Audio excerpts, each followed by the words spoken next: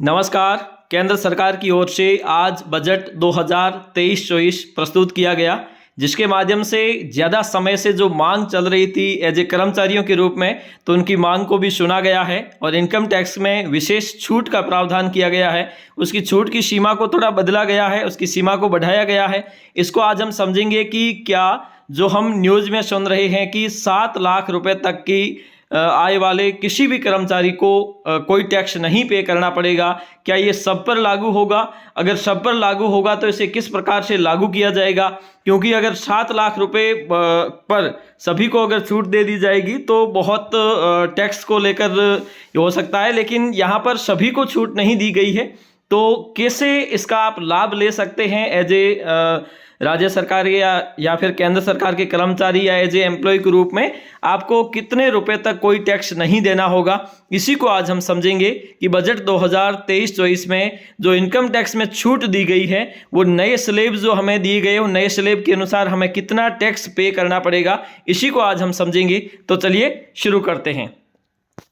जैसा कि वित्त वर्ष 2023-24 का आज बजट पेश किया गया और इस बजट में ये प्रावधान किया गया है कि 7 लाख रुपए तक की आय पर कोई किसी प्रकार का टैक्स नहीं देना पड़ेगा। इसका मतलब ये होता है कि जैसा कि पिछली बार भी प्रावधान था कि 5 लाख रुपए तक की आय पर कोई किसी प्रकार का टैक्स नहीं देना होता था, वही बात यहाँ पर आती है 7 लाख रुपए तक। उसको आप कैसे समझोगे कि मान लीजिए एक कर्मचारी जिसकी आय 6,90,000 रुपए है, सालाना इनकम 6,90,000 रुपए है, तो उन्हें 1 रुपया भी टैक्स नहीं देना पड़ेगा। लेकिन अगर कोई ऐसा कर्मचारी जिसकी सालाना इनकम है वो 7.5 लाख रुपए है, तो क्या उसे 7.5 लाख रुपए का टैक्स देना पड़ेगा या 50,000 का ही देना पड़ेगा? इसी को हम इसमें समझेंगे। जैसे ऐसा है कि जो नए स्लैब हमें दिए गए हैं उसके अनुसार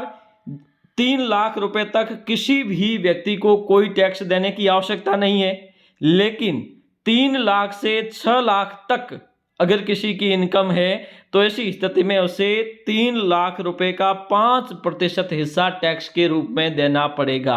इसका मतलब ये हुआ कि 15,000 रुपये टैक्स लगेगा उसे 3 लाख से 6 लाख के बीच का। ठीक है। अब अगर मान लीजिए किसी का अगर 7.5 लाख रुपए इनकम है तो ऐसी स्थिति में उसे 15,000 रुपये तो यहाँ देने पड़ेंगे। इसके साथ साथ 7.5 लाख है तो यहाँ पे आप देखिए 1,50,000 का 10%, मतलब ये हुआ कि उसे 30,000 रुपये टैक्स देना पड़ेगा। ठीक है ना। तो ऐसी स्थिति में ये स्कीम या फिर ये जो सिस्टम है उन्हीं कर्मचारियों पर लागू होगा जिनकी इनकम 7 लाख तक है। 7 लाख रुपए से 1 रुपया भी ज़्यादा है तो ऐसी स्थिति में उसे 5% और 10% के अनुसार टैक्स पे करना ही पड़ेगा।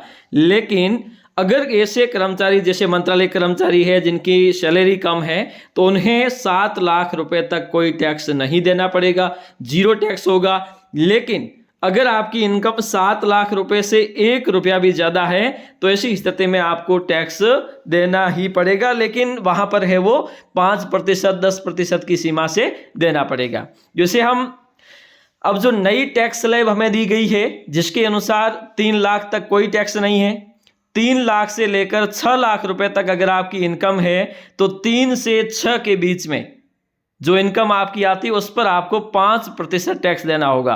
मान लीजिए आपकी जो इनकम है 7 लाख है, 7 लाख तक है, तब तो आपको कोई टैक्स नहीं देना पड़ेगा, और 7.5 थी तो ऐसी स्थिति में आपको 3 लाख रुपए का 5% यहाँ देना पड़ेगा और 3 लाख का 10% यहाँ देना पड़ेगा। ठीक है।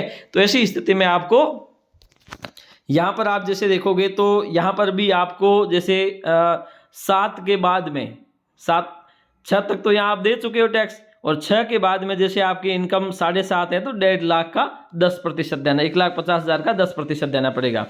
अब अगर इसके बाद में आपकी इनकम है वो 9 लाख से 12 लाख है तो आपको 9 से 12 के बीच में जो पैसे है 3 लाख, उसका आपको 15% टैक्स पे करना पड़ेगा। अगर आपकी इनकम 12 लाख से 15 लाख तक है तो ऐसी स्थिति में आपको 12 से 15 के बीच में जैसे 3 लाख है तो उसका 20% हिस्सा आपको टैक्स के रूप में पे करना पड़ेगा। और 15 लाख रुपए से जितनी भी आपकी ज़्यादा इनकम है तो उस इनकम का 30% आपको टैक्स के रूप में पे करना पड़ेगा। तो नए बजट के अनुसार उन कर्मचारियों को फायदा होगा जिनकी इनकम 7 लाख तक की सीमा में है। 7 लाख से ज़्यादा अगर किसी की इनकम है तो उन्हें टैक्स तो देना पड़ेगा, लेकिन यहाँ पर है वो प्रतिशत थोड़े कम हो जाएंगी। तो आप यूँ समझ सकते हैं ये इसकी सीमा है वो पहले 2.5 लाख रुपए थी, जिसे बढ़ाकर 3 लाख किया गया है। और पहले स्लेब है वो 6-7 थे, इस बार है वो इसमें 5 ही किए गए हैं। तो आप यूँ समझ सकते हैं कि नए स्लेब के अनुसार कई सरकारी कर्मचारियों को, कई ऐसे नागरिकों को फायदा हुआ है जिन्हें टैक्स में विशेष छूट दिए जाने का प्रावधान किया गया है। आज के लिए इतना ही, धन्यवाद।